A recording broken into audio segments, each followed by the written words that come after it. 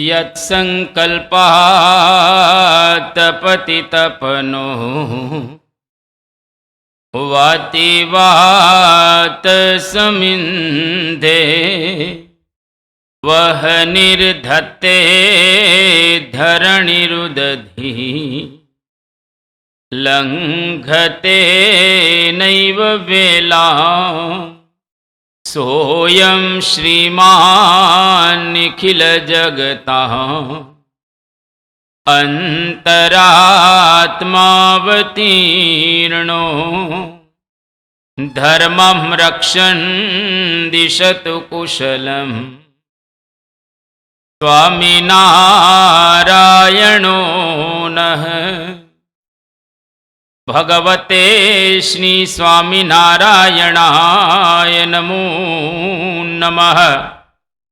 श्री अक्षर पुरुषोत्तमाभ्यां नमो नमः। श्री गुणातीतानंद स्वामी महाराजाय नमो नमः। श्री भगतजी महाराजाय नमो नमः। श्री शास्त्री जी महाराजाय नमो नमः। श्री योगी जी महाराजाय नमो नमः। श्री प्रमुख स्वामी महाराजाय नमो नमः।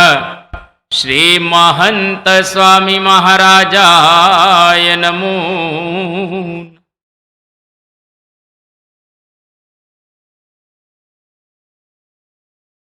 परम पूज्य महंत स्वामी महाराजना दिव्य चरित्रों આપણે પાન કરી રહેલા છીએ। આ દિવ્ય ચરિત્રો દ્વારા આપણે આપણા જીવનને સંવારી રહેલા છીએ અને કંઈક બની શકે તો થોડી અંતરદ્રષ્ટિ પણ કરી રહેલા છીએ।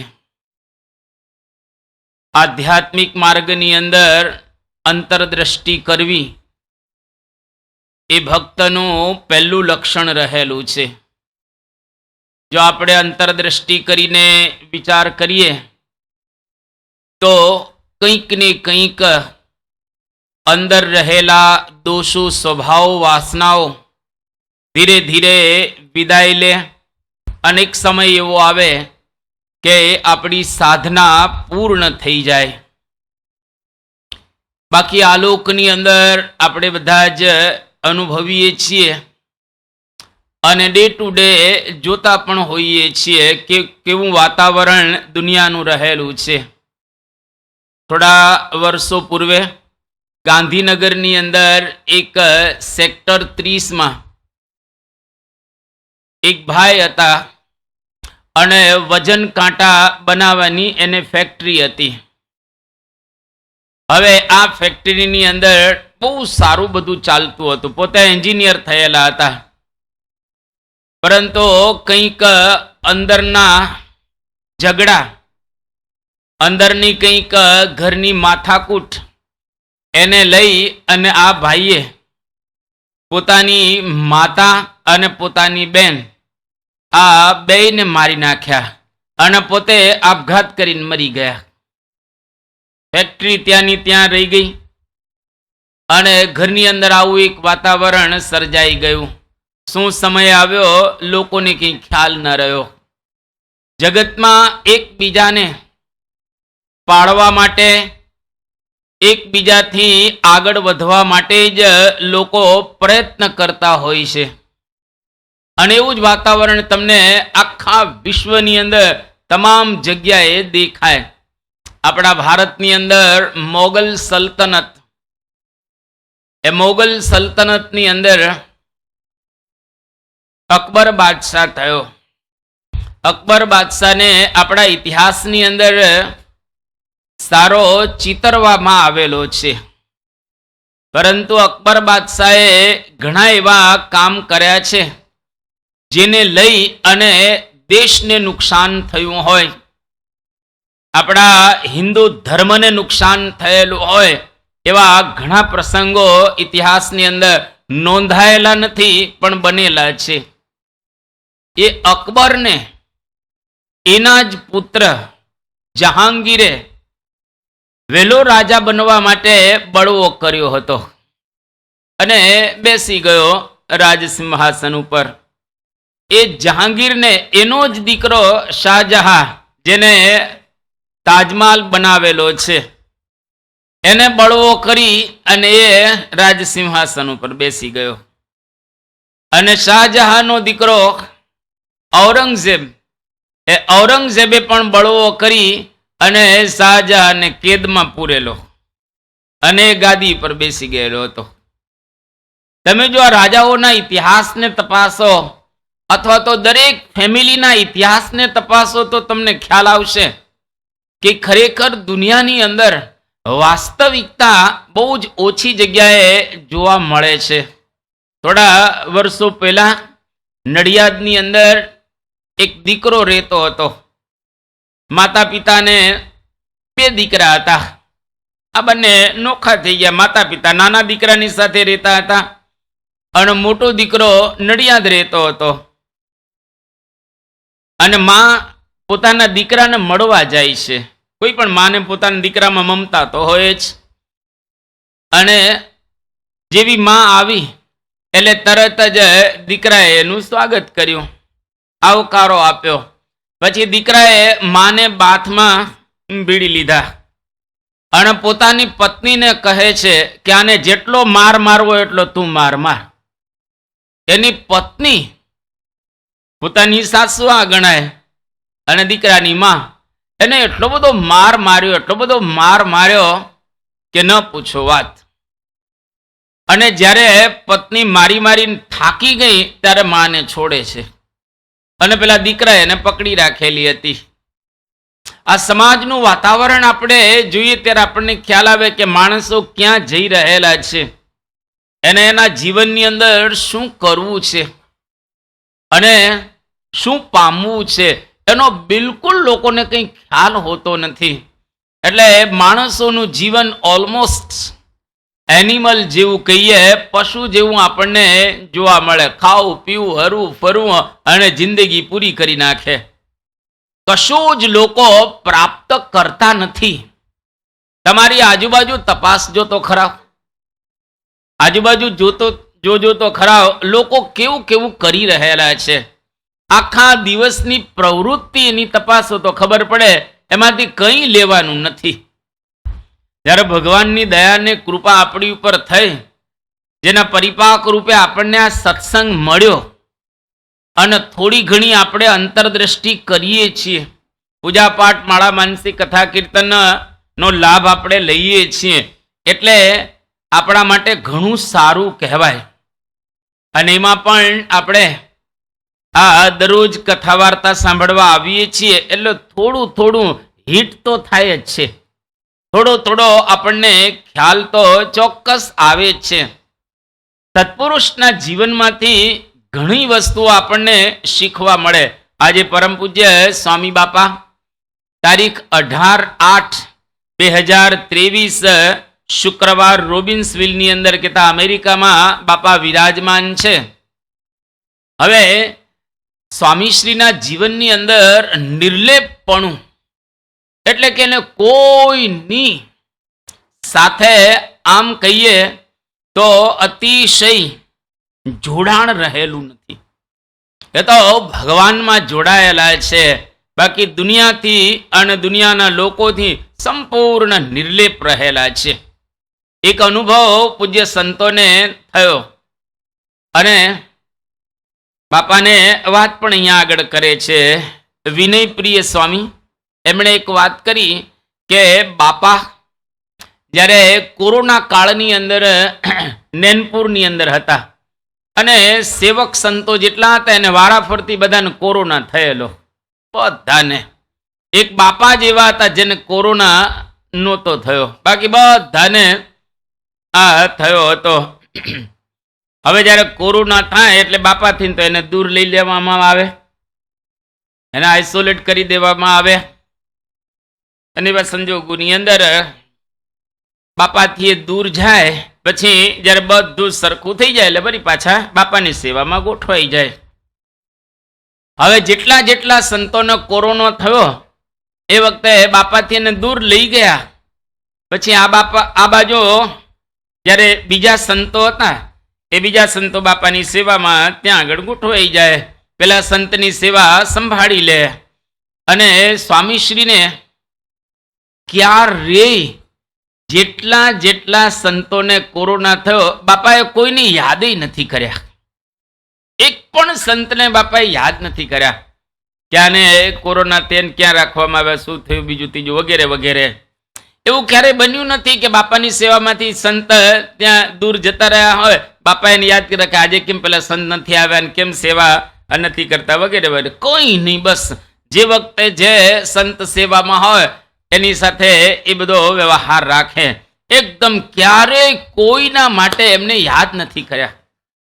તો ઉત્તમ યોગી સ્વામી પરમ પૂજ્ય સ્વામી બાપાને એક વખત વાત કરે છે 8મી ડિસેમ્બર 2022, અને એમને પૂછ્યું બાપાને કે બાપા આપ મને કોઈ દિવસ છોડીને જશો નહીં ને?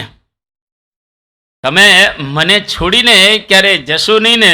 સ્વામી કે હું તો છોડી દઉં, અમે તો અલખ નિરંજન છીએ, છોડી દઈએ.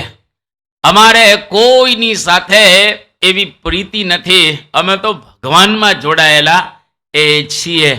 જો આ બાપા આપણને એક સંદેશો આપી રહેલા છે, કોઈ દિવસ કોઈ વ્યક્તિની અંદર નહીં બંધાવાનું.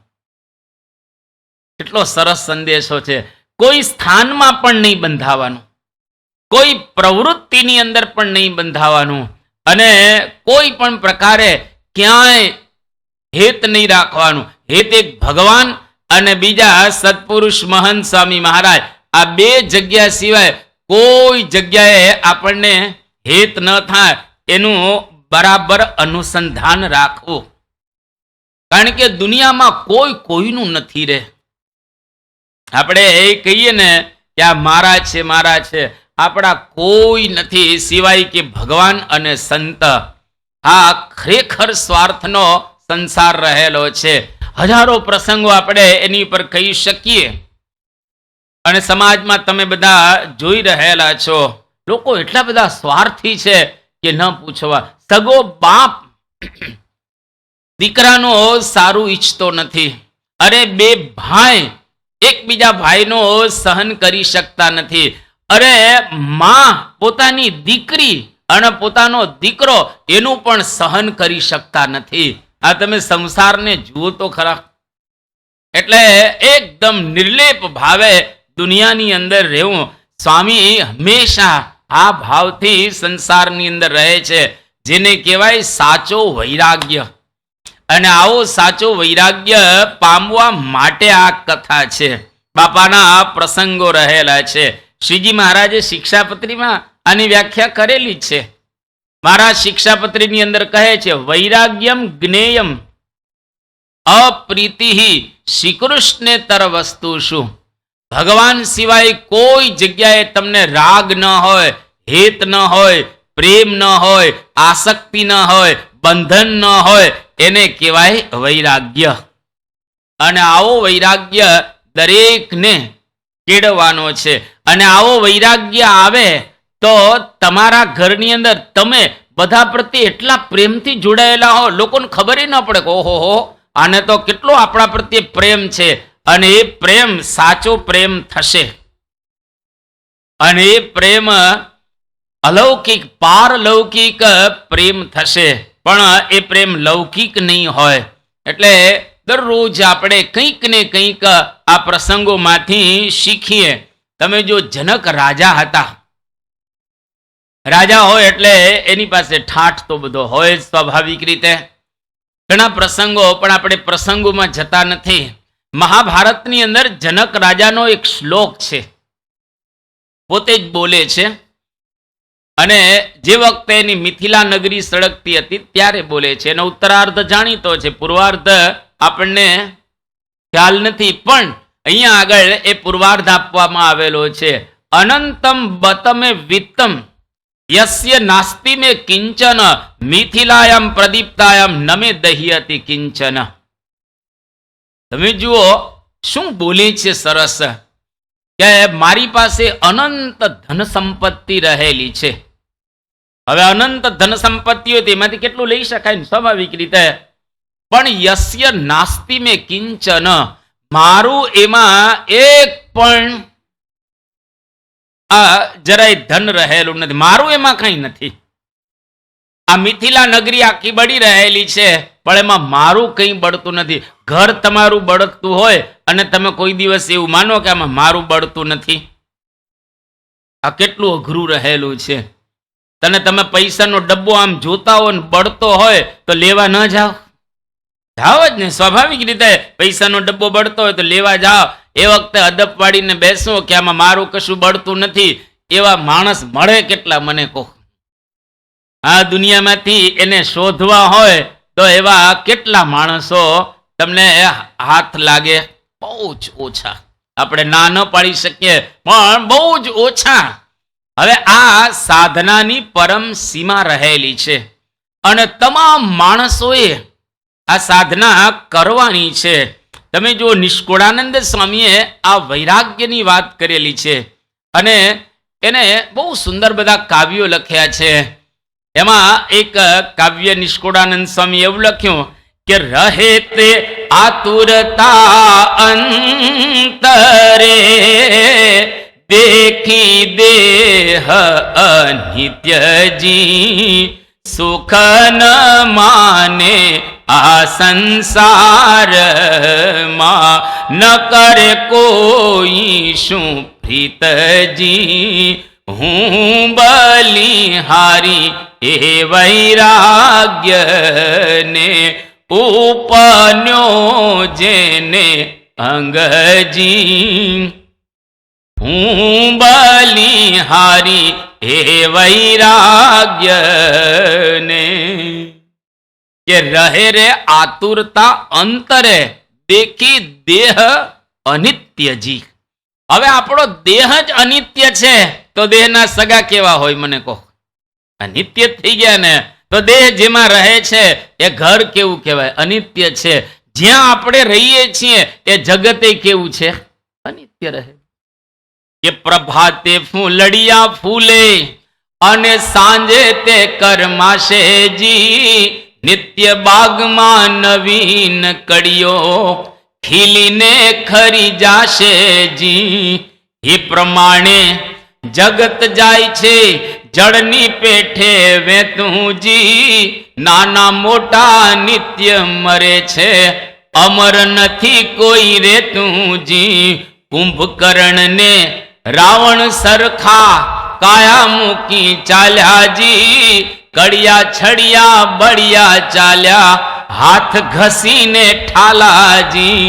સુરાસુરને ઇન્દ્રચંદ્ર અવની તે પણ જાશેજી, દાનવને માનવ મરવાના કયું છે નારણ દાસેજી. કેટલું સનાતન સત્ય આપણી સમક્ષ એ મૂકીએ. હમણાં જ તમે જુઓ પરમ પૂજ્ય પ્રમુખ સ્વામી મહારાજનો આપણે બધા લાભ લેતા હતા અને બાપા આવે ત્યારે ધામધૂમ થતી હતી. બાપા ધામમાં ગયા અને 10 વર્ષ થવા આવ્યા. હમણાં દેખાતા હતા પરમ પૂજ્ય પ્રમુખ સ્વામી મહારાજ, એને આજે 10 એક દસકો જતો રહ્યો. વિચાર કરીએ તો આપણને ખ્યાલ આવે કે હમણાં જ બાપા હતા, 10 વર્ષ વ્યતીત થઈ ગયા. એ ધામમાં ગયા એને પણ. આ દુનિયા કેવી છે? એ ઝબકારા જેવી છે. વીજળીના ઝબકારે મોતી રે પરોવા પાનબાઈ. અચાનક અંધકાર થાશે, જોતરે જોતામાં દિવસો વયા જશે, 21,600 કાળ ખાશે. મારે એક પ્રશ્ન પૂછવો છે તમને. જે વખતે તમને પહેલો ધોળો વાળ આવ્યો એ વખતે ખેંચેલો કે નહીં? જેટલા હસે છે ને બધાએ ખેંચેલો છે. પહેલો ધોળો વાળ આવ્યો એ વખતે બધાએ ખેંચેલો છે. કેમ ખેંચ્યો ધોળો વાળ? ધોળો વાળ ખેંચ્યો કેમ? તમને ખ્યાલ નથી કે આ તમે ખેંચશો તો એ અંદરથી ધોળો જ આવવાનો છે, અંદરથી કઈ કાળો આવવાનો નથી. બરાબર? આ વાસ્તવિકતા જ રહેલી છે. છતાં પણ તમે ધોળો વાળ થાય એટલે એને ખેંચી લો છો. કેમ? તો કે મારે ઘરડા થવું નથી. અને પછી થોડાક વધારે ધોળા વાળ થાય એટલે આમ સમાજમાં એને એવું લાગે કે હું ઘરડો નથી, એટલે મારે આ ડાય કરાવી છે. એટલે એ ડાય કરાવે. તો ડાય શેના માટે તમે કરાવો છો? કુદરતે તમને કાળામાંથી ધોળા કરી આપેલા છે. હવે તો હવે ડાય કરીને કાળા કરે છે. કેમ કાળા તમે કરો છો? તમારે નાના થવું છે, તમારે સારા લાગવું છે. હવે તમારો ચહેરો નાનો થઈ જાય, તમારા હાથ પગ નાના થઈ જાય, તમારી આવરદા ઓછી થઈ જાય. ધારો કે ડાય કરાવો અને બધા જ કાળા વાળ થઈ ગયા, એટલે 50 વર્ષના હો એટલે 40 વર્ષના થઈ જાઓ, તમે 35 વર્ષના થઈ જાઓ. ધોળા વાળ એટલે ધોળા વાળ, કાળા વાળ એટલે કે જે વખતે કાળા હોય ત્યારે કાળા ને ધોળા હોય ત્યારે ધોળા. એમાં ડાય કરાવવાની જરૂરિયાત શું છે? તમારા લગ્ન થઈ ગયા હવે એ ચિંતા નથી કે તમને કોઈ પસંદ કરવાનું ઇધર ઉધર, એ કોઈ હવે તમારે ચિંતા નથી. તો શા માટે? એનું કારણ એટલું જ રહેલું છે કે બસ મારે નાના દેખાવું છે, બધાને નાના દેખાવું છે, સારા દેખાવું છે, પણ સારા થવું નથી. દેખાવું છે સારા, પણ સારા થવાની ભાવના અંદર રહેલી નથી. આ મહંત સ્વામી મહારાજના ચરિત્રો આપણને સારા બનાવશે. એક વખત સારા બની ગયા પછી એનું રૂપ અનંત ગણું નિખરે છે અને એની સામે લોકો હજારો જોતા હોય છે. આજે પરમ પૂજ્ય મહંત સ્વામી મહારાજ નેચરલ છે ને, એનો કોઈ વાળ જેવા છે એવા જ રહેલા છે, પણ એ કેટલા બધાને ગમે છે. બધાને ગમે છે ને. આમ ઘરડા જ કહેવાય. આમ ધારો કે પ્રગટ બ્રહ્મ સ્વરૂપ ન હોય તો ડોહા જ કહેવાય ને. પ્રગટ બ્રહ્મ સ્વરૂપ છે, બાકી એની ઉંમર તો કહેવાય જ ને. 92 વર્ષની ઉંમર છે બાપાની, પણ 92 વર્ષે ભગવાનનું સ્વરૂપ છે તો બધાને સારા લાગે છે ને. બાળકોને સારા લાગે, કિશોરોને સારા લાગે, યુવાનોને સારા લાગે, વયોવૃદ્ધને સારા લાગે, સંતોને સારા લાગે, અરે બહેનોને પણ સારા લાગે છે. અરે બહારના લોકો એને પણ સારા લાગે છે. લો કેમ? તો કે એ ભગવાનને પ્રાપ્ત કરીને બેઠેલા છે. એનો મતલબ એવો થયો કે જો આપણે ભગવાનને પ્રાપ્ત કરીએ તો આપણે બધાને સારા જ લાગીએ અને આખા સમાજની અંદર આપણું નામ પણ સારું થાય. એટલે સારા દેખાવા કરતા સારા થવું એ અગત્યનું રહેલું છે. સારા કેવી રીતે થવા? તો અહીંયા આગળ નિર્લેપ ભાવ, દુનિયાની અંદર ચોક્કસ રહેવાનું, બધા જ કામ કરવાના, પરંતુ આલોકની અંદર કોઈ જગ્યાએ બંધાવું નહીં. આલોકની જેને આશા તજી છે, પરલોકના સુખ સારું રહે. જો પરલોકના સુખની સામે આપણી દ્રષ્ટિ પહોંચે તો જ આલોકના સુખમાંથી આપણી એ વૃત્તિ ઉખડે. 14 લોકને ચતુર્ધા લગી, જગમાં જે કહેવાય રે, સર્વે એ ઠેકાણે અગ્નિ સળગી, દેખે તપતા ત્યાંય રે, એમ અહોનિશ અંતરમાહી વર્તે છે વૈરાગ્ય રે. આ નિષ્કોળાનંદ સ્વામી 64 પદીમાં લખે છે. 14 લોક સુધી આવું ને આવું જ રહેલું છે. કોઈ જગ્યાએ બીજું કંઈ નથી. ખાવું, પીવું, હરવું, ફરવું ને વિષયો ભોગવવા. ભગવાનના સુખની અનુભૂતિ કરવા માટે આપણે ઉદ્યત થયા છીએ. એટલીસ્ટ એમાં આપણી એક દ્રષ્ટિ પહોંચે. બસ ખબર તો પડવી જોઈએ કે આવું કંઈક છે. ભલે અત્યારે પ્રાપ્ત નથી કરી શકતા આપણે, ભલે એને મેળવી પણ નથી શકતા, પણ એટલીસ્ટ દ્રષ્ટિ પહોંચશે તો આજે નહીં તો કાલે, કાલે નહીં તો પરમ દિવસે, નહીતર દેહના અંત સુધીમાં કોઈક વખત પ્રાપ્ત કરવાની ઈચ્છા તો જાગૃત થશે જ, ચોક્કસ થશે. એમાં જો દ્રષ્ટિ પહોંચશે તો, અને દ્રષ્ટિ નહીં પહોંચે તો તા જિંદગી આમ ને આમ આપણે કરતા કરતા ધામમાં જતા રહીશું. એટલે અહીંયા આગળ પરમ પૂજ્ય સ્વામી બાપા, જેને કોઈના પ્રત્યે એવો રાગ નથી, કોઈને એવી રીતે યાદ નથી કરતા, અને પોતાની મસ્તીની અંદર હંમેશને માટે એ રાચી રહેલા છે. એટલે આપણે એની ઉપરથી શિક્ષા ગ્રહણ કરવાની કે રાગ કોઈ પદાર્થમાં નહીં રાખવાના, રાગ કોઈ વ્યક્તિની અંદર નહીં રાખવો, રાગ કોઈ સ્થાનમાં નહીં રાખવો, રાગ કોઈ સગવડોમાં નહીં રાખવો, અને રાગ કોઈ જગ્યાએ નહીં રાખવો સિવાય કે ભગવાન અને સંત. મદદ ચોક્કસ બધાને કરીએ, પરંતુ રાગ રહિત દરેકની સાથે આપણે રહી અને એને મદદ કરવાની આ બ્રહ્મજી સ્વામી બાપાના જીવનમાંથી આપણને શીખવા મળે. આજે તારીખ 19/8/2023 શનિવાર, રોબિન્સવિલ. આજે કિશોર કિશોરી દિન હતો અને એની અંદર પરમ પૂજ્ય સ્વામી બાપાએ કિશોરોને માટે 6 વાક્યો લખી આપ્યા. હવે અમેરિકા છે એટલે આપણે સ્વાભાવિક રીતે જાણીએ કે ત્યાં બધા કિશોરોનો કિશોરીઓ ઇંગ્લિશ જ જાણતા વધારે હોય, એને ગુજરાતીની અંદર તકલીફ પડે.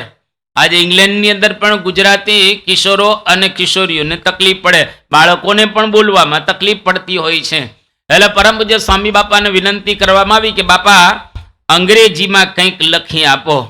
અને પરમ પૂજ્ય સ્વામી બાપાએ અંગ્રેજીમાં 6 વાક્યો બહુ સુંદર એ લખી આપ્યા. પહેલું વાક્ય બાપાએ લખ્યું કે ડુ પૂજા ડેઈલી, દરરોજ પૂજા કરો. બીજું વાક્ય બાપા લખે છે રિસ્પેક્ટ યોર પેરેન્ટ્સ, તમે તમારા પેરેન્ટ્સને, મા બાપને માન આપો, એને રિસ્પેક્ટ આપો. ત્રીજું વાક્ય બાપા લખે છે કમ ટુ સભા એવરી વીક, દર અઠવાડિયે સભાની અંદર આવો. ચોથું બાપા લખે છે ડુ સત્સંગ રીડિંગ ડેઈલી, દરરોજ સત્સંગનો વાંચન કરો. પાંચમું વાક્ય બાપા લખી આપે છે avoid vulgar reading, movies, TV shows and social media. અહીંયા આગળ આ પાંચમું વાક્ય બાપાએ લખ્યું કે વલ્ગર રીડિંગ એટલે એવા કોઈ ખરાબ પુસ્તકો તમે વાંચો નહીં, એવી કોઈ ફિલ્મ તમે જુઓ નહીં, એવા કોઈ ટીવી શો તમે જુઓ નહીં, અને સોશિયલ મીડિયા જેમાં વલ્ગર બધું હોય એને આપણે જોવું નહીં, એટલે કે ખરાબ વગેરે હોય એ આપણે ન જોવું. અને છેલ્લે બાપા લખે છે સ્ટડી હાર્ડ while પ્રેક્ટિસિંગ સત્સંગ, જ્યારે તમે સત્સંગ કરતા હો તો બરાબર અભ્યાસ કરો, અભ્યાસ પૂર્ણ આપણે સત્સંગ કરો. આ 6 બાપાએ બધા કિશોરોને લખી આપ્યા મુદ્દા. હવે એ વખતે જે પ્રવક્તા હતા કે જે સ્પીકર હતા, બોલનારા પ્રવક્તા, એમણે વાત સ્વામીશ્રીને કરી કે બાપા 1996 પરમ પૂજ્ય પ્રમુખ સ્વામી મહારાજ અહીંયા આગળ આવ્યા હતા અને પરમ પૂજ્ય પ્રમુખ સ્વામી મહારાજને વાત કરવામાં આવી કે બાપા કિશોરો અને કિશોરીઓ એને તમે કંઈક લખી આપો. ત્યારે પરમ પૂજ્ય પ્રમુખ સ્વામી મહારાજે ગુજરાતીની અંદર જે લખેલું હતું એક્ઝેક્ટ તમે એ જ ઇંગ્લિશની અંદર લખેલું છે. એટલે જે પ્રમુખ સ્વામી મહારાજ લખી ગયા એ જ આજે તમે લખી રહેલા છો. હવે કઈ બતાવવામાં બાપા નથી આવ્યું કે આવી રીતે પ્રમુખ સ્વામી મહારાજે 6 મુદ્દા લખી આપેલા તો તમે લખી આપો એના આધારે, એવું નહીં. પણ જે પ્રમુખ સ્વામી મહારાજે લખેલો તો એક્ઝેક્ટ પરમ પૂજ્ય મહંત સ્વામી મહારાજે ગુજરાતીની અંદર આ બધા કિશોર અને કિશોરીઓને લખી આપ્યું.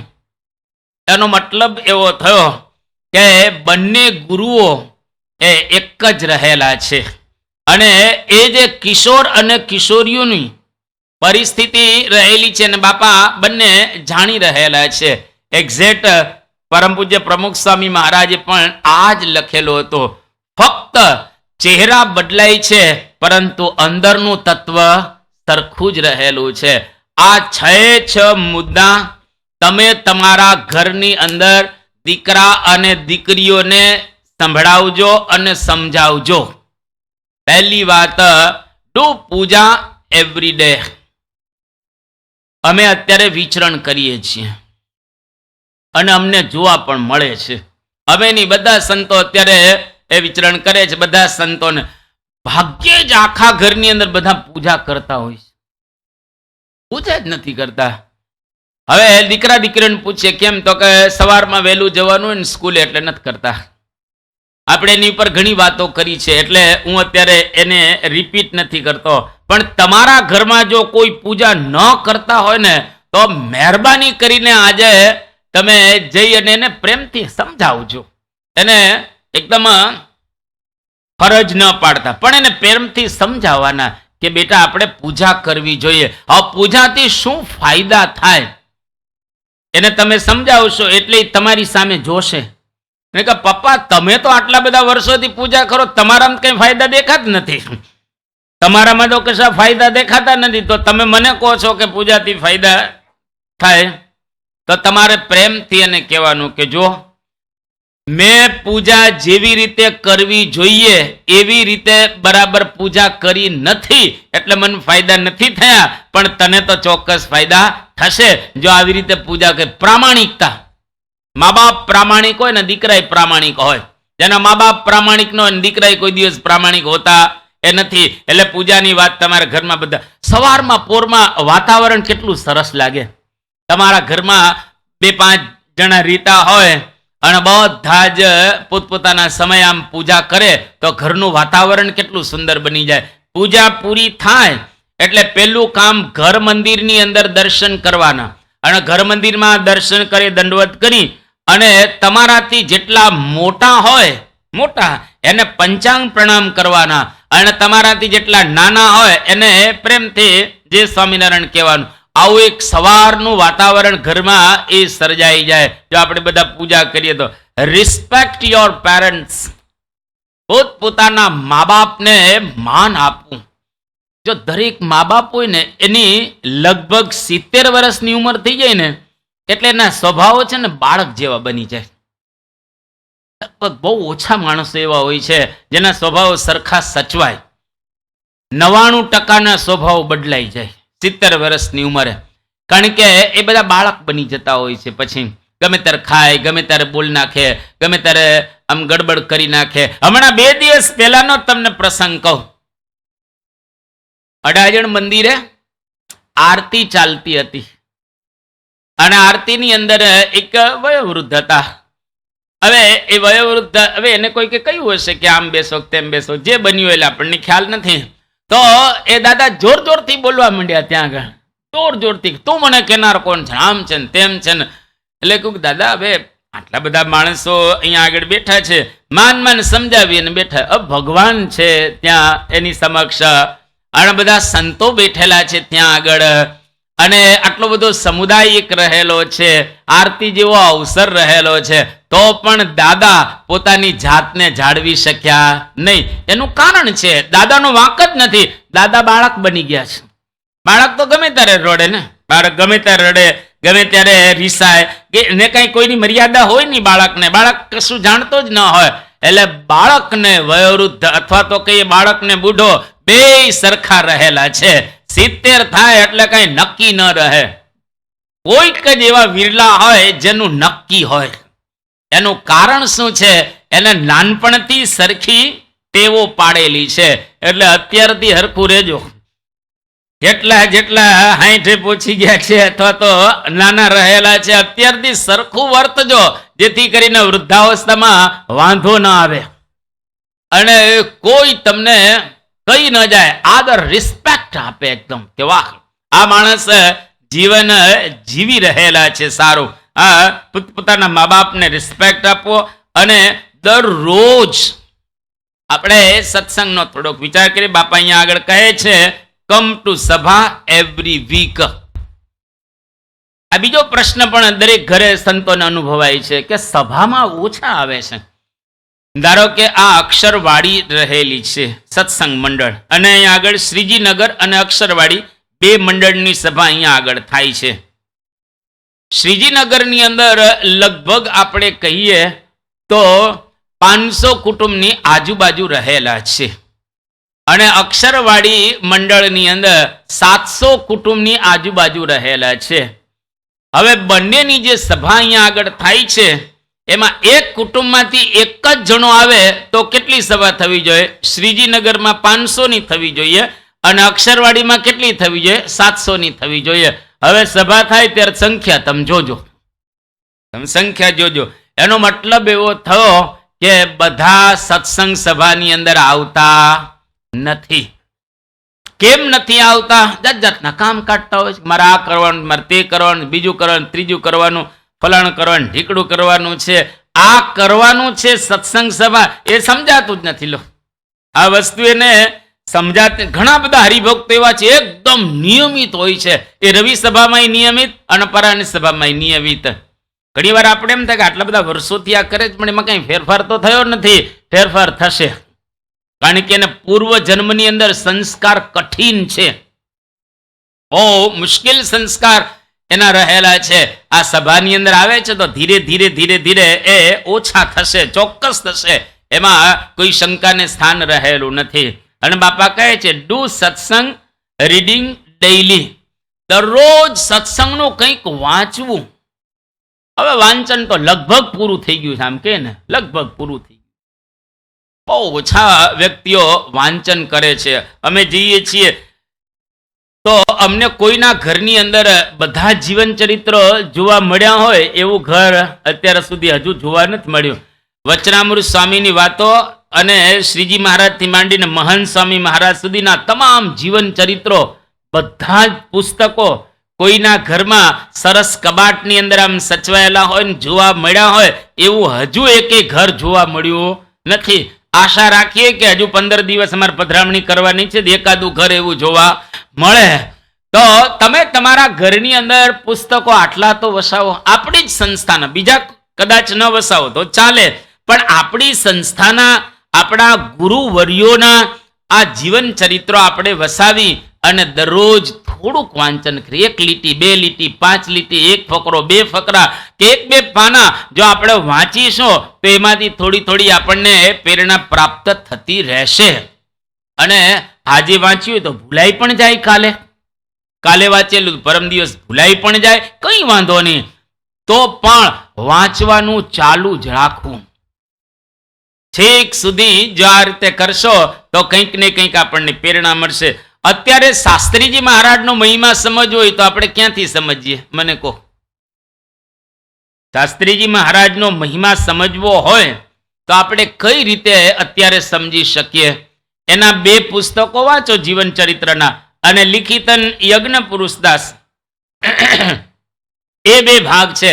એ 4 ભાગ વાંચીએ તો આપણને થાય ઓહો હો, આપણા વડવાઓએ, આપણા ગુરુવર્યોએ આ સંસ્થા કેવા સંજોગોની અંદર ઊભી કરેલી છે.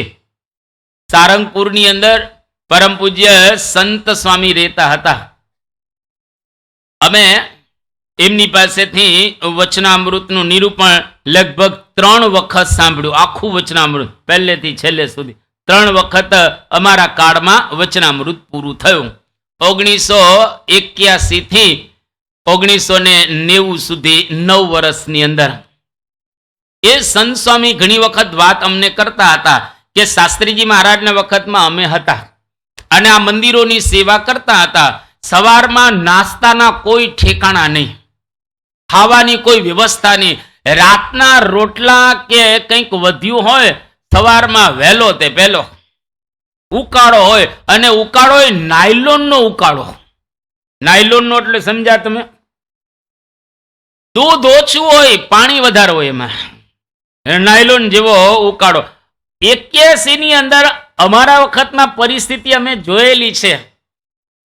1981માં જે બધા સાધુ થવા માટે સારંગપુરની અંદર આવ્યા, ઘણી વખત સારંગપુરની અંદર અમે જ્યારે હતા ત્યારે ત્યાં 4 મહિના સુરણનું શાક ચાલે. 4 મહિના સડંગ સુરણ જ. માણસ કંટાળી જાય કે ન કંટાળી જાય? રીંગણા હાલે તો 3-4 મહિના રીંગણાનો શાક હાલે, બટેટાની તો વાત હાલ્યા જ રાખે. આ વિચાર કરો, અમારા વખતમાં 81માં તો બહુ સારું ગણાતું હતું, તો એનાથી યોગી બાપાના વખતમાં, શાસ્ત્રીજી મહારાજ વખતમાં કેવો સમય હશે?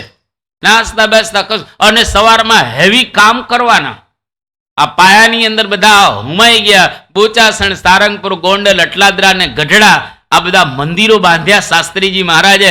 ખરેખર શાસ્ત્રીજી મહારાજને અભિનંદન આપીએ, એટલા ઓછા છે ને જેટલા નમન કરીએ એટલા ઓછા છે ને. એ વખતે સંતોને પણ ખરેખર ધન્યવાદ આપીએ કે આવા કપરા કાળની અંદર એ બધાએ સત્સંગ કર્યો અને આપણને લીલા લહેર કરી આપ્યા. કેવો સરસ આ વાતાવરણ! એ વખતે કશું જ ન હતો, પણ અંદર ઉત્સાહ જબરજસ્ત હતો.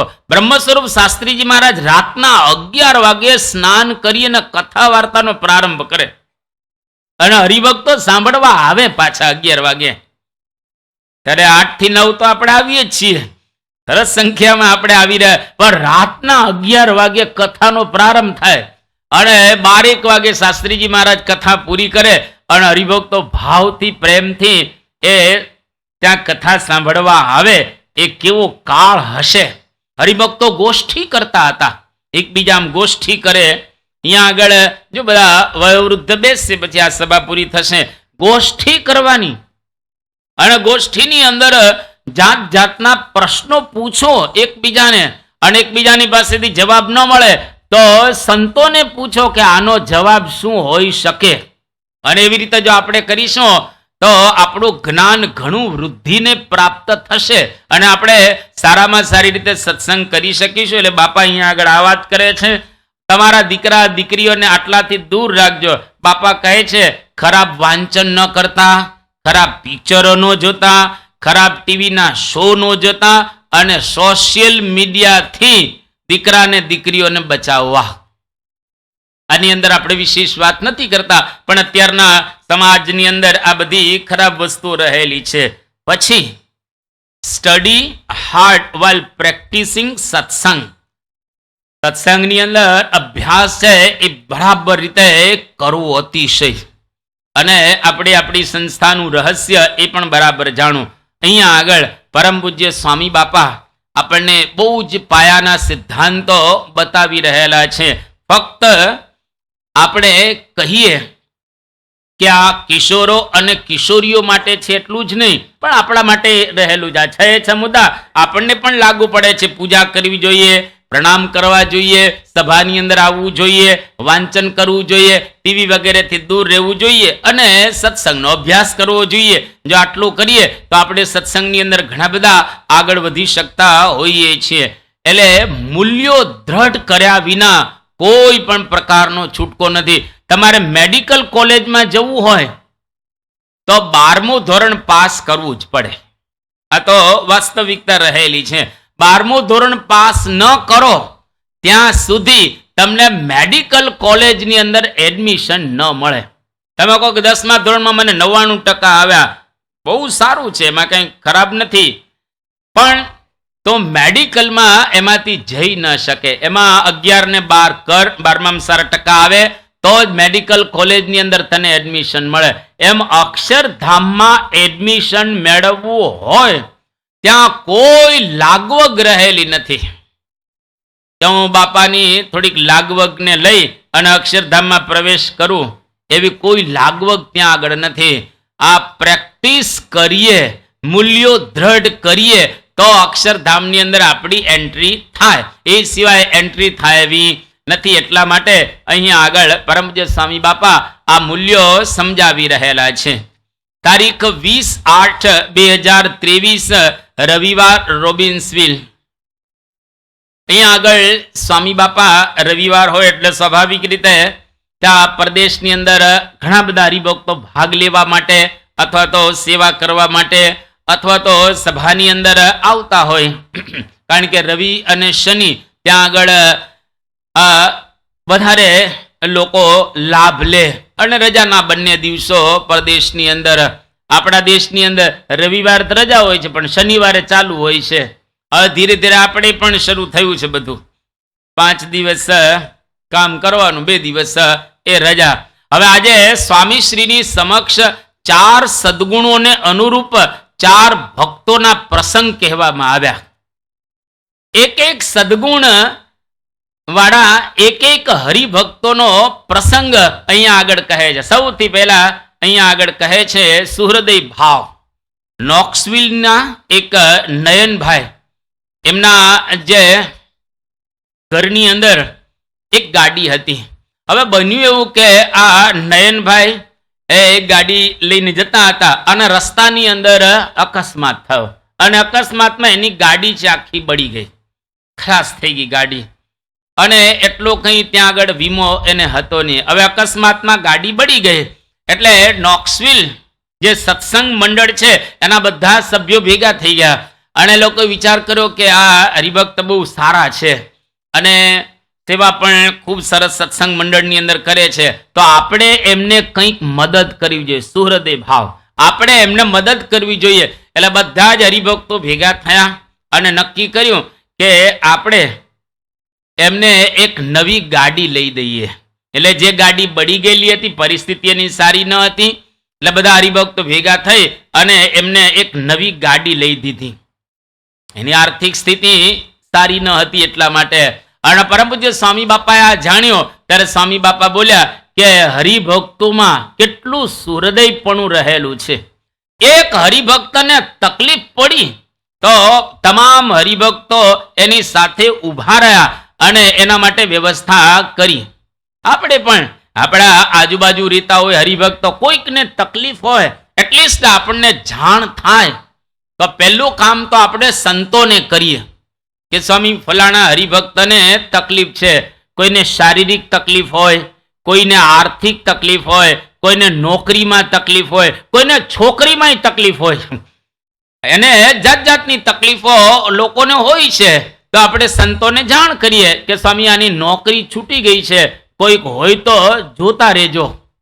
અથવા તો આ હરિભક્તોનો દીકરો મોટો થઈ ગયો છે, 30 વર્ષનો કે 31 વર્ષનો, કોઈ એવી આ દીકરી હોય અને તમારી પાસે એવું આવતું હોય, ઘણા કહેતા હોય છે સંતોને, તો જરા જોજો ને. તો ઘણા બધા હરિભક્તો આ પ્રમાણે પ્રયત્ન કરે તો લોકોને નોકરી મળી જાય અને કોઈકના માટે આવી દીકરીની વ્યવસ્થા પણ એ થઈ જાય. એક બીજા હરિભક્તો, આપણી નાત કઈ, આજ સત્સંગી એ જ આપણી નાત, એ જ આપણી જાત રહેલી છે. તો અંદર અંદર જો આપણે સુહૃદય ભાવ રાખીએ તો પરમ પૂજ્ય સ્વામી બાપા પણ રાજી થાય અને સત્સંગની અંદર એક વ્યક્તિને બળ મળી જાય. તો આજે આ સુહૃદય ભાવનો પ્રસંગ બાપાની સમક્ષ પ્રસ્તુત થયો. ત્યાર પછી સેવા. નેશવિલ મંડળના જે 6 બાળ કાર્યકર્તાઓ બહુ સારી સેવા લોકો કરતા હતા, 6 અને 6 નિષ્ઠાવાળા આ બાળ કાર્યકર્તાઓ. અને બધાને ઈચ્છા એવી થઈ ગઈ કે આપણે રોબિન્સવિલ અક્ષરધામની અંદર સેવા કરવા માટે જવું છે. એમાંથી 5 બાળ કાર્યકર્તાઓ રોબિન્સવિલ અક્ષરધામની અંદર સેવા કરવા માટે ગયા. હવે આ નેશવિલની અંદર 6 બાળ કાર્યકર્તાઓ હતા એટલે જવાબદારી તો 6 જણાની હોય જ. તો એક બાળ કાર્યકર્તા ત્યાં આગળ રહ્યા. હવે એને કંઈક અનુકૂળ નહીં હોય ત્યાં આગળ અક્ષરધામની સેવા કરવા જવાનું, એટલે પોતે રોકાયા. પણ એને વિચાર થયો કે હું તો ત્યાં તો જઈ શકતો નથી, તો અહીંયા આગળ આ 5 જે બાળ કાર્યકર્તાઓ ત્યાં સેવા કરવા ગયા તો એનું કામ મારે કરવું જોઈએ. એટલે આ એક બાળ કાર્યકર્તાએ અન્ય 5 જે બાળ કાર્યકર્તાઓ હતા એની જવાબદારી ઉપાડી લીધી અને બહુ જ ખંતથી બધા બાળ મંડળો ચલાવવા લાગ્યો. જ્યારે પેલા સેવામાંથી પાછા આવ્યા તો એ લોકોને પણ થયું કે ના, અમારે જે કરવાનું હતું એ આને કરેલું છે. બાપાને જ્યારે આ વાત કરી તો સ્વામીએ કહ્યું બસ એકબીજાની સેવા એકબીજાએ કરી લેવી. સત્સંગની અંદર જો આપણે કરીએ આ પ્રમાણે તો બાપા આપણી પર ખૂબ એ રાજી થાય. બાપાએ પોતાનો રાજીપો છે એ વ્યક્ત કર્યો. ત્યાર પછી નિયમ અને ધર્મ. શાર્લોટના એક અમિતભાઈ, બહુ નિષ્ઠાવાળા હરિભક્ત. હવે એને પાયલોટની જોબ મળતી હતી, પણ એ લોકોએ શરત રાખી કે તમારે જો આ જોબ જોઈતી હોય પાયલોટની તો તિલક ચાંદલો તમારે નહીં કરવાનો. તિલક ચાંદલો તમે કરશો તો તમને આ જોબ આપવામાં નહીં આવે. આ અમિતભાઈ વિચાર કર્યો કે જોબ ન મળે કંઈ વાંધો નહીં, આપણે તિલક ચાંદલો તો છોડવો નથી. મહારાજ સ્વામીનું આ પ્રતીક રહેલું છે. ચરણારવિંદની અંદર આપણું ભક્તનું સ્થાન રહેલું છે. એટલે તિલક ચાંદલાના ભોગે આપણે કોઈ નોકરી જોઈતી નથી. એને ના પાડી દીધી અને કહ્યું કે હું તિલક ચાંદલો કરીશ, તમારે જો નોકરી આપવી હોય તો પ્રેમથી આપો અને ન આપવી હોય તો કંઈ વાંધો નહીં, પણ તિલક ચાંદલો હું છોડીશ નહીં. આપણા ઘણા એવા હરિભક્તો છે મિલિટરીની અંદર એ તિલક ચાંદલો કરીને જાય છે, સારી સારી પોસ્ટ ઉપર હોય તો પણ તિલક ચાંદલો કરીને જાય છે. એટલે તિલક અને ચાંદલો આપણા સંપ્રદાયનું પણ પ્રતીક છે, સ્વામિનારાયણ ભગવાનની આજ્ઞા પણ રહેલી છે, અને પરમ પૂજ્ય મહંત સ્વામી મહારાજ અને પરમ પૂજ્ય પ્રમુખ સ્વામી મહારાજનો એમાં રાજીપો પણ રહેલો. મોટા ભાગના અત્યારે તિલક ચાંદલો કરીને બેઠેલા છે. એટલે બહુ ખરેખર તમને ધન્યવાદ આપવા એ ઘટે. હવે કોઈકના કપાળ કોરા હોય તો એ કરી લેજો, કોઈકના કપાળ કોરા હોય તો એ પ્રેમથી તિલક ચાંદલો કરી લેજો આવતીકાલે, અને બાપા એ આપણી ઉપર ખૂબ રાજી થશે.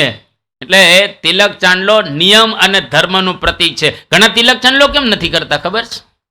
કારણ કે હોટલમાં ખાવા જવું છે, એને ગડબડ કરવી છે, એટલે એ તિલક ચાંદલાથી ડરતા હોય છે. કારણ કે તિલક ચાંદલો કરેલો ને તમે હોટલમાં પણ લે સ્વામિનારાયણ અહીંયા આગળ આ તન્નો શોભે, એટલે આપણને શરમ લાગે, એટલે આપણે તિલક ચાંદલો કરતા હોતા નથી. પણ તિલક ચાંદલા દ્વારા બાપાએ રાજી થાય ને આપણા નિયમ ધર્મની પણ રક્ષા થાય. અને અહીંયા આગળ એ ચોથો પ્રસંગ કહે છે કે ભક્તિનો. બર્મિંગહામના આપણા એક હરિભક્ત છે મહેન્દ્રભાઈ. આ મહેન્દ્રભાઈ એની ઉંમર 70 વર્ષની, બહુ ડેડિકેટેડ અને નિષ્ઠાવાળા. અમે ઘણી વાર એને જોયેલા છે. અમેરિકાની અંદર સંતો જ્યારે જાય ત્યારે સંતોની સાથે પધરામણી પણ એ કરતા હોય છે. અત્યારે તેમની ઉંમર 70 વર્ષની થઈ. આટલી ઉંમર હોવા છતાં પણ દરરોજ મંદિરે એ આરતી કરવા માટે જાય અને સભા ભરવા માટે જાય. કોઈ દિવસ પાડે નહીં સભાને. હા, કોઈક વખત બીમાર હોય તો વાત જુદી છે, પરંતુ એ હંમેશા મંદિરે જાય. અને એની વાત કરવામાં આવી કે બાપા છેલ્લા 27 વર્ષથી અતૂટ મંદિરે એ આરતી માટે પોતે આવે છે. 27 વર્ષથી. આપણે ખરેખર એમને ધન્યવાદ આપીએ કે આવો નિયમ. ઘણા બધા હરિભક્તોને રવિ સભાનો નિયમ હોય છે. રવિ સભા 5 વાગે શરૂ થાય એટલે 5:05 આવીને બેસી જાય. આપણે લાભુભાઈ પાટીના હરિભક્ત છે. કોઈ દિવસ ક્યારેય 1 મિનિટ પણ મોડા ન પડે, એકદમ મોડા પડે જ નહીં. એ રવિવારે 5 વાગે 5:05 ગોઠવાય જ ગયા હોય. હવે આવીએ છીએ તો શા માટે વહેલા ન આવીએ, અને શા માટે ધૂનથી જ લાભ ન લઈએ? કારણ કે ઘણા ધૂનને ગણતા જ નથી સભામાં. ધૂન પ્રાર્થના એને સભામાં જ આપણે ગણતા. આ ધૂન પ્રાર્થના કેમ કરવામાં આવે છે? આપણું મન શાંત થાય, અને શાંત થાય એટલે પછી વાત સમજાય. મુક્તાનંદ સ્વામી એક બહુ સરસ લખ્યું છે કીર્તન કે વેગે વેતા વારીમાં પ્રતિબિંબ ન ભાસે રે, વેગે વેતા વારીમાં પ્રતિબિંબ ન ભાસે રે, હિતિમાં ડગમગે દિલ જ્યાં લગી નવ બ્રહ્મ પ્રકાશ રે, અનુભવી આનંદ મહાબ્રહ્મ રસના ભોગી રે. કે પાણી હલતું હોય એમાં પ્રતિબિંબ ન દેખાય, પણ પાણી સ્થિર થઈ જાય એટલે પ્રતિબિંબ આપણને દેખાય. એ મન હલતું હોય તો એમાં કોઈ વાત સ્થિર ન થાય, અને મન જ્યારે હલતું બંધ થઈ જાય ત્યારે આપણને વાતો બધી આ સમજાય અને એ સ્થિર થાય. એટલે સદગુણોની સરાહના આપણે હંમેશને માટે કરવી જોઈએ. જો આ 4 સદગુણો બાપાની સમક્ષ અહીંયા આગળ કહેવામાં આવ્યા, બાપા બહુ જ રાજી થયા. સંવત 1914ની સાલ ગુણાતીતાનંદ સ્વામી સંઘ લઈ અને વડતાલ જતા હતા કાર્તિક પૂનમનો ઉત્સવ કરવા માટે. અને ગુણાતીતાનંદ સ્વામીની સાથે અરજણભાઈ કરીને હરિભક્ત હતા, લાલાભાઈ ઉપલેટાના આ હરિભક્તો હતા, અને ગામડાના હરિભક્તો હતા. એટલે ફાળિયું બાળિયું આમ બધું બાંધે, પહેરવેશ એ ગામડાના હરિભક્તો હોય તેવો જ પહેરવેશ હોય ને. અને આ બાજુ જ્યારે વડતાલની અંદર આવે છે એ વખતે સોજિત્રાના હરિભક્તો આ બધા ગામડાના હરિભક્તોને જોયા ને એટલે બધા હસવા માંડે છે. ઓહો, આવા બધા હરિભક્તો બધા સાદા સાવ ચોરણો પહેરેલો હોય, બીજું ત્રીજું ફાળિયું માથે બાંધેલું હોય, જરા એટીકેટ લાગે નહીં તમને. અને બધા સોજિત્રાના હરિભક્તો જરા વ્યવસ્થિત એટીકેટમાં રહેતા હશે એટલે હસવા માંડ્યા આ બધાને જોઈને, લાલાભાઈને ને અર્જણભાઈને. એટલે ગુણાતીતાનંદ સ્વામી આમ જોયું કે આ હરિભક્તો હસે છે. પણ એને ખ્યાલ નથી કે આ કેવા સદગુણી હરિભક્ત રહેલા છે. એટલે ગુણાતીતાનંદ સ્વામી આ સોજિત્રાના હરિભક્તોને કહ્યું કે જુઓ, આ તમે લાલાભાઈને ઓળખતા નથી અને તમે હસો છો એનો પહેરવેશ જોઈને. આ લાલાભાઈ કેવા છે? પોતાના ઘરની અંદર 15 વર્ષની એની દીકરી છે. 15 વર્ષની દીકરીની સામે નાકની જે દાંડી હોય એ નાકની દાંડી લાલાભાઈએ જોઈ નથી. પોતાની દીકરીની નથી જોઈ તો બીજાની તો ક્યાંથી જુએ? એવા આ નિષ્કામી હરિભક્ત રહેલા છે. લાલાભાઈના દર્શનથી શાંતિ થઈ જાય એવા આ હરિભક્ત રહેલા છે. બધા આ સોજિત્રાના હરિભક્તોને દેખો, હો આપણી તો ભૂલ થઈ ગઈ. આવા બહુ જ નિયમ ધર્મ વાળા અને અંતરદ્રષ્ટિ વાળા હરિભક્ત રહેલા છે. તો સદગુણો જ્યાં આગળ દેખાય એની ચોક્કસ સરાહના કરવી જોઈએ. રામાયણનો એક બહુ પ્રસિદ્ધ પ્રસંગ છે. લંકેશ ઉપર વિજય પ્રાપ્ત કરવા માટે ભગવાન શ્રી રામ જ્યારે લંકામાં પ્રવેશ કરે છે એ વખતે આપણે જાણીએ છીએ પ્રમાણે હનુમાનજી પહેલા ગયેલા અને હનુમાનજી પકડાઈ ગયેલા. ત્યાં આગળ જાણીને પકડાઈ ગયેલા હતા, કારણ કે એને રાવણને જોવો હતો કે આ કેવો છે. અને રાવણના દરબારની અંદર જ્યારે હનુમાનજી ગયા એ વખતે આમ રાવણને જોયો હનુમાનજીએ. સિંહાસન ઉપર રાવણ, વૈદુર્ય મણીનો મહેલ હતો રાવણનો, જબરજસ્ત બુદ્ધિશાળી, 10 માથા અને પાવરફુલ હતો રાવણ. હનુમાનજી વાલ્મીકી રામાયણની અંદર રાવણની વાત કરે છે, અદ્ભુત અહીંયા આગળ કહે છે, અહો રૂપમ અહો ધૈર્યમ અહો સત્વમ અહો દ્યુતિ અહો રાક્ષસ રાજસ્ય સર્વલક્ષણ યુક્તતા યદિ અધર્મો ન બલવાન સ્યાત અયમ રાક્ષસેશ્વર સ્યાત અયમ સૂરલોકસ્ય સશક્રસ્યાપી રક્ષિતા. હનુમાનજી આવીને વર્ણન કરે છે કે રાક્ષસની અંદર રૂપ, ધૈર્ય, શક્તિ, તેજ બધું જ રાજાને જેમ શોભે એવું રહેલું છે, પરંતુ રાવણની અંદર એક અધર્મ રહેલો છે. અધર્મને લઈ અને રાવણની કોઈ શોભા રહેલી નથી. બાકી સદગુણો રાવણની અંદર ઘણા છે, પણ એમાં એક આ દુર્ગુણ રહેલો છે. રાવણ કામી હતો અને સીતા માતાના રૂપની અંદર આસક્ત થઈ ગયો હતો. એમાં બધું જ હતું. વિદ્વાન હતો, રૂપવાન હતો, પાવરફુલ હતો, ગ્રહોને વશ કરેલા હતા, બધું જ હતું. પણ જો સીતા મૈયાની અંદર એ રાવણ આસક્ત ન થયો હોત તો જેમ રામની પૂજા થાય એવી રીતે રાવણને પણ લોકો એ આગળ કરત. એટલો બધો પાવરફુલ રાવણ હતો. એનો મતલબ એવો થયો કે આપણી અંદર સદગુણો હોય તો જ સરાહના લોકો કરતા હોય છે. દુર્ગુણ અથવા તો આવા બધા દોષો હોય તો કોઈને એના પ્રત્યે ભાવ થતો નથી. એટલા માટે જેમ બહુ એક સરસ એલેક્ઝાન્ડર પોપ, એમનું એક પ્રસિદ્ધ વાક્ય રહેલું છે, charms strike the sight but merit wins the soul. એટલે કે બાહ્ય કૌશલ્ય તમારી આંખોને આંજી શકે.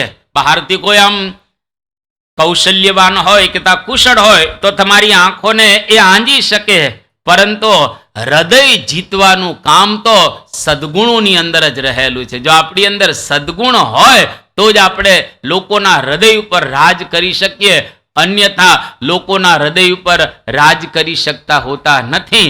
એટલે સદગુણો પ્રાપ્ત કરવા, સદગુણો મેળવવા માટે આ મહંત ચરિતમની પારાયણ આપણે સાંભળી રહેલા છીએ. કારણ કે સદગુણ સાગર પરમ પૂજ્ય મહંત સ્વામી મહારાજ રહેલા છે. તો આપણે એમને પ્રાર્થના કરીએ કે એમની અંદર રહેલા સદગુણો ધીરે ધીરે આપણે પણ આપણા જીવનની અંદર પ્રાપ્ત કરી શકીએ. સ્વામી નારાયણ નારાયણ નારાયણ, નારાયણ નારાયણ નારાયણ, સ્વામી નારાયણ નારાયણ નારાયણ, સ્વામી નારાયણ નારાયણ નારાયણ, સ્વામી નારાયણ સ્વામી નારાયણ, સ્વામી નારાયણ સ્વામી નારાયણ.